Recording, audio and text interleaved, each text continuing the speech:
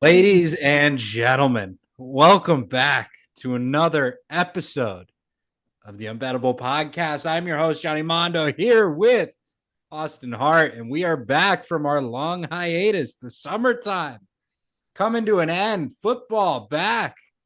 Week 0, the grittiest week of them all. We watched it. We hated it, but that makes it even sweeter as we walk our way into the Labor Day weekend kickoff. Oh yeah, Holmes, what's been going on, man? How you doing? What's the deal? What's going on? dude, we just had to survive baseball season. We are back. We are back for our favorite time of the year, college football, NFL. This is what we like talking about the most. Baseball season can just get so long, especially when our teams are not playing the best right now. At least your Yankees are still kind of in the playoffs. My Rays are Mm. pretty much out of it at this point. We're just looking at the young talent, but we're looking forward. Week 1, like you said, we finally made it. Week 0, we got a little bit of a taste last weekend, but games could have been better. There are some exciting moments here and there, but and this is when we're just diving straight into it. Week 1 of college football. There's some great ass matchups. I'm very, very excited. Honestly, some games out of conference that we have not gotten in a long time. So I think it's going to Yeah. be pretty cool. Let's kick it off. Big noon kickoff. Texas and Ohio State. The 1, the 3. This is going to be a freaking war, man. I mean, just Yeah. unbelievable. You obviously have Jeremiah Smith coming back for Ohio State, a retooled defense. The other side, you have Texas dominant, most of their teams back. It's going to come down to the execution, in my eyes, by Ohio State's defense. You retool, bring in a lot of new players, and now you have to face Arch Manning in the opener. It's not an easy task. I think it's going to be a great game. I'm definitely looking at the over in this game. But I'm just excited, man. This is what football is all about right here.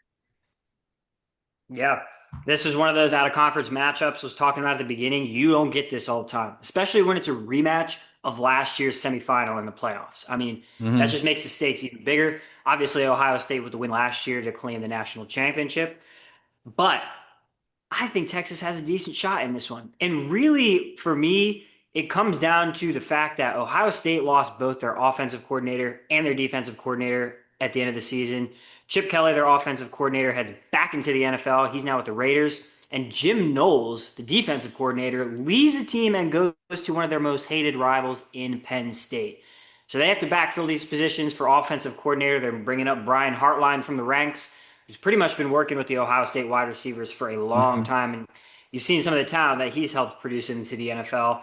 And then you bring in Matt Patricia to do the defensive side of things. I mean, listen, it's just going to be interesting because Brian Hartline has never called plays before. So this is going to be his first time commanding an offense with Julian Sain at the helm. It'll be his first start for Ohio State. And then we don't really know what to expect yet from Matt Patricia and how he's going to scheme it up. I mean, the offensive or the defensive side for Ohio State, like you have to always be impressed. They've always got dudes over there. Caleb Mm-hmm. Downs coming back for another year. He's going to be the anchor of that defense. But I mean, I'm really interested to see how the coordinators are going to affect this game for Ohio State. Texas, I just love what they have, man. Sark has been building that program the right way. They had 12 players drafted from Texas in this past year's NFL draft. I'm pretty sure that broke a school record. I mean, it's been very, very impressive to see what they've been doing over there, but they need to get over the hump. They need to get to the national championship, and I think it starts right here by trying to knock off Ohio State in their building. If I'm a lean anyway, I'm a lean Texas just because of the experience that they have, at least in the coordinator positions relative to Ohio State. I love it, man. I mean, you can't kick off Labor Day Saturday in better fashion. You get Lee Corso's retirement on game day, and then you flip the channel and you get OSU versus Texas. It's unbelievable. I mean, it's a Yes, money, great matchup. money. And then after that, you have LSU Clemson. Again, another top matchup opening weekend. Unbelievable. Cade Klubnik, easily a front runner for the Heisman this year. Clemson definitely back. LSU, I feel like honestly, I have them in the same boat as Clemson. I think they're a sneaky team for the championship, and they also have a Heisman front runner in Garrett. So It's it's another matchup that I definitely like the over in. I'm not sure which way to lean, and it's harder for me to lean, I'd say, with the it being the first week. Mhm. But I'm excited, man. I know I have a couple plays later, but for the most part, I just want to watch this game. I think this is going to be an offensive juggernaut of a game, and we're definitely going to see a little air raid scheme out of both parties here. Yeah, I'm interested in just doing the same as you, just watching this game. I have no plays on this. I have no leans here. I have no idea what's going to happen in this game. I mean, when you really think about it, both of these teams have a lot to prove coming into this year. Mhm. LSU with Brian Kelly has not reached expectations when he came in as head coach. And honestly, this year, they've retooled that defense, brought in a lot of guys from the portal. Two notable guys from the Gators defense, Jakeem Jackson, starting quarterback, and Jack Pyburn, starting edge for us last year. They both go over to LSU along with a litany of other players that went there in the transfer portal. This is going to be the put up or shut up year for Brian Kelly because if he goes back to the same old 8-4, 9-3, LSU not really getting it done in terms of getting to the playoffs and becoming a powerhouse again in the SEC, Brian Kelly's, I think his seat could become very, very hot.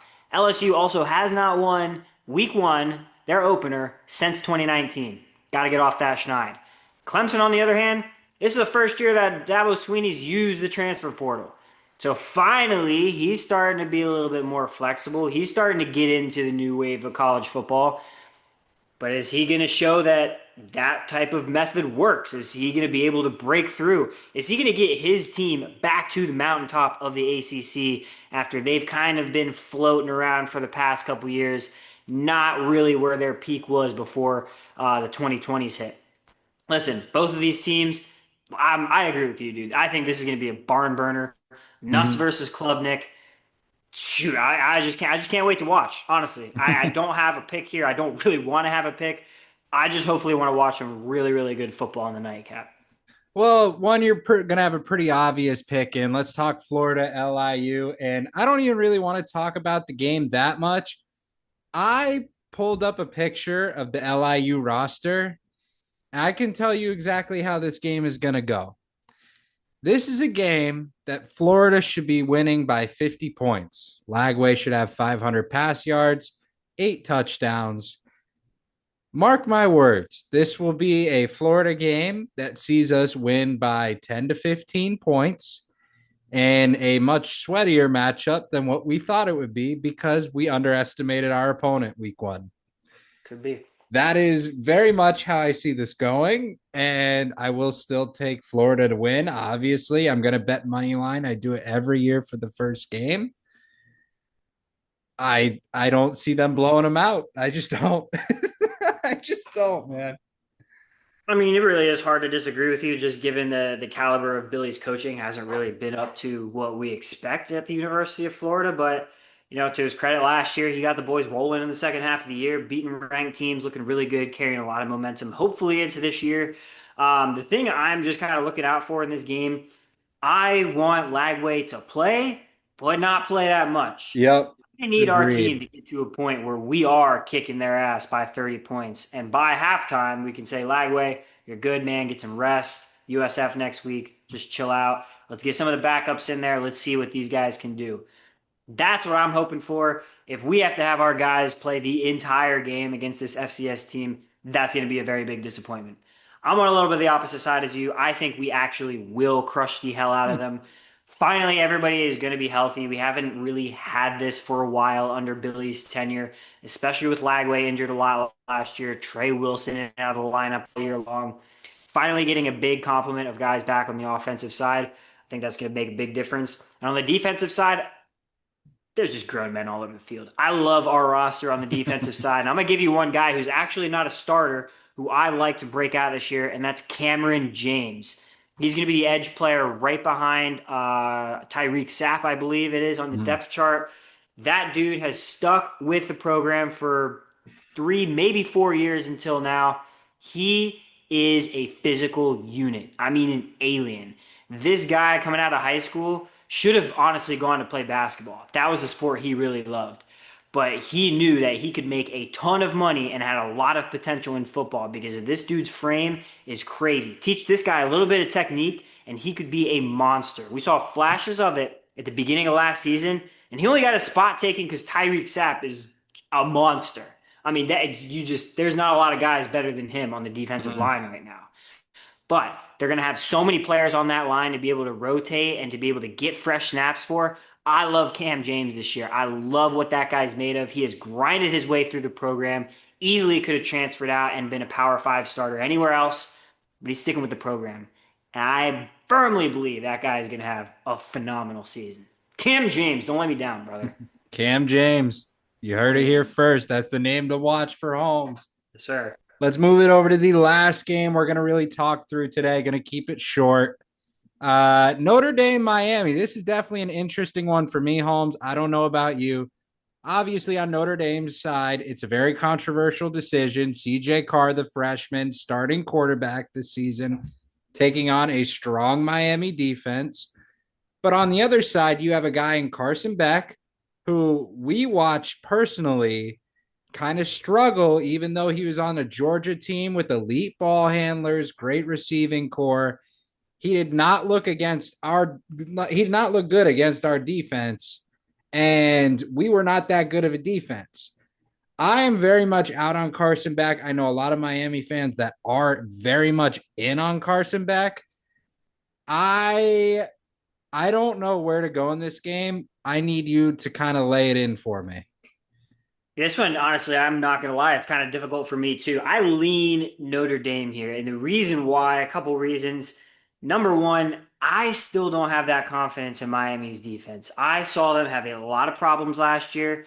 Cam Ward was the reason they were winning a lot of games. He kind of knew going into every game, I got to put up 40 or we might lose this game.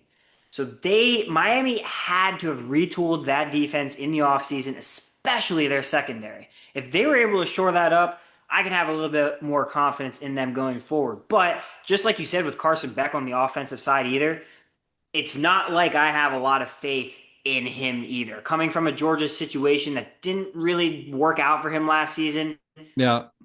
I don't see Miami having a lot of weapons on the offensive side. I could be wrong. I'm not a Miami fan. I don't know their team as in depth as I know the Florida Gators. So we're going to see week one. And against a formidable defense in Notre Dame, we're really going to find out very, very quickly. Mm-hmm. Another reason I kind of like Notre Dame, this is a little bit weird.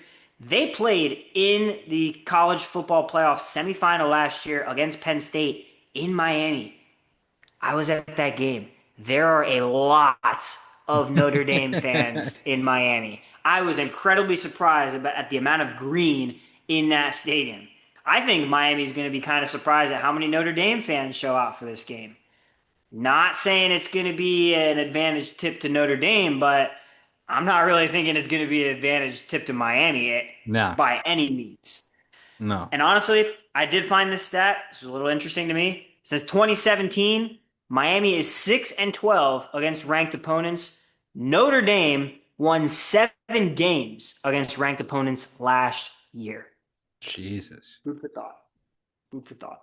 All right, Holmes, you got me leaning a certain way here, but let's start with you for picks. What are your plays of the weekend? Yeah, so I got two that I'm feeling really, really confident in. I'm going to stay with Friday night before we go to Saturday, and I'm going to take Baylor on the money line at Okay. home against Auburn. Plus 115. I think this value is too good to pass up. Auburn, one of those teams that can't really believe it until I see it either. They were incredibly turnover prone last year. The offense was never really clicking. Defense had some moments, but they have to put it together this year, man. They have the transfer quarterback in Jackson Arnold from Oklahoma. Maybe he's the savior to that program, but week one out of the gate, honestly, I think Dave Aranda for Baylor is a better coach than Hugh Freeze, and especially at home. I like the Bears to be able to pull out a close win. I'm not going to fool around with the spread or anything like that. Obviously, Baylor probably catching a couple points. I think Baylor can win this game outright. So I'm going to take them plus 115, try and make some money on this one. And then we'll go right into Saturday. I'm going to take Alabama straight up, minus 13.5 against FSU, dude. I mean, I do not think FSU is going to be much better than they were last year. Their Mm, roster is still filled with transfers. And it is kind of getting around that maybe Mike Norvell is not as good as developing his homegrown players as he should be, especially when you Really? compare that roster to what the Gators have been doing, to what Miami's been doing. It's a tough scene. And I think Alabama missing the playoffs last year, not having as great of a year as they did last year, first year under Kalen DeBoer. I don't know. You don't think those guys are going to come with a little fire under their ass, try and Mhm. put one on Florida State week one? I don't know, man. I got to roll with the tide here. 13 and a half, beat them by 2 touchdowns. You're covering this spread. I'm going to take that minus 110. Love it. I got a couple extra plays this weekend. Let's start with the Colorado money line. I think this could be a sneaky play. Dion obviously loses his two biggest players, but I think people are going to underestimate Colorado this year, and I think it's going to bite a couple teams in the ass, and that will happen this weekend. I already said this, but Texas, Ohio State over 44 and a half. I think that's an easy play. Teams are going to be slinging it. Jeremiah Smith's going to get the rock. Like it's going to be a shootout.